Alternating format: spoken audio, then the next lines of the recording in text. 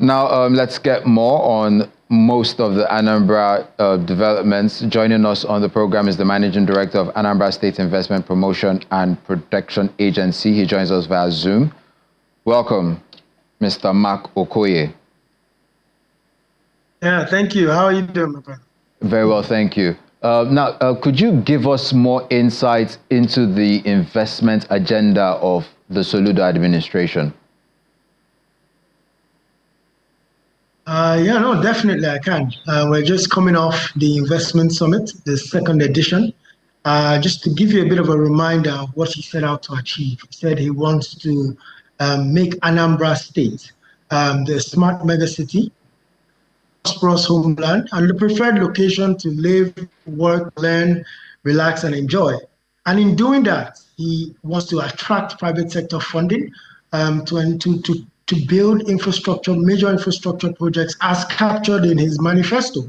And the engine or the platform to achieve this essentially is the Investment Promotion Agency, which in his manifesto he did speak to how he was going to restructure it, such that rather than doing some land for equity projects as we had done in the past, under him he says he wants to take projects all the way from conceptualization to bankability. So solving all the problems, de-risking the projects by buying the land, building the infrastructure, ensuring the projects are investment ready. We had a summit last year. We signed a number of deals. At this summit yesterday, we gave a report on those projects, and then went on it, and we look forward to implementing assiduously over the next year. Okay, now with all of this in place, what are the state's expectations from would-be investors? Now you've explained that the state is bringing the land, building on the land. Now, what are these investors' expectations from these would-be investors if the state's government is doing all of this? So I'll tell you, we have, in my view, I'd like to break it into probably three buckets, right? You have your domestic investors, which I believe are extremely critical because FDI doesn't go to places that domestic investment doesn't go. Domestic typically is the one that goes. They understand the risk, they understand the environment. And then on the back of that, you have FDI. Then obviously you have your debt financiers, which can come in via DFIs, international ones, or also domestic currency DFIs. There's a lot of liquidity out there set aside for Africa from the organizations like AfroExim, African Development Bank, US development organizations. But the biggest problem has always been getting bankable projects. Many a times, what states are presenting in front of these organizations are nice concepts. But to get a concept all the way to the point where it gets bankable and investment ready, it's a long process, right? You have to not only, you have your concept, you buy the land, you do your pre-feasibility, you do your feasibility studies, you have your clear master plan, you go in and invest in the environmental social impact assessment, such that when the project is ready, investors are essentially, they understand the returns, they understand the level of expectation, the resources that they need to commit, they have a rough idea on the return on investment cycle, and that way it makes it easy. Anambra has a very wealthy diaspora, but for many years, that wealthy diaspora hasn't been given the right framework, master plan for that investment to come in. So that's essentially what we're doing. I'll give an example with the Industry Park project that we discussed at the summit. Last year, we set out to develop the master plan. We signed an agreement with a company called Atelier for them to design and develop the master plan and feasibility study for this.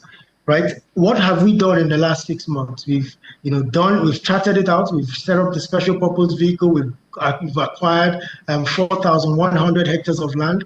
We've done extensive federal government MDAs and state level MDAs. We've ensured that all the national development plans have aligned to this plan. We've also gone ahead to do all the feasibilities and put that project in front of the DFIs, such that where it is today, it's ready for investors to basically take a district and go ahead and start developing, working closely with the state. Okay. Now, Governor Soludo compared Anambra to Lagos State with regards to land mass, but now the major issue is erosion and ecological challenges. Now, how is the state hoping to overcome this? Because that's a very big difference between Anambra and Lagos states, putting that comparison. No, yeah. So about 30% of our land is threatened by erosion. And obviously, to achieve this, and we're approaching this in a very methodical way. So there's existing erosion sites that the government is committing to control. We are committing resources on about 10 different erosion projects.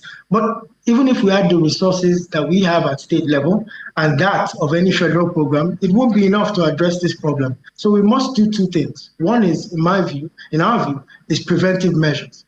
We've embarked on an extensive campaign of going green and planting trees that have strong roots that can hold and fortify our soil.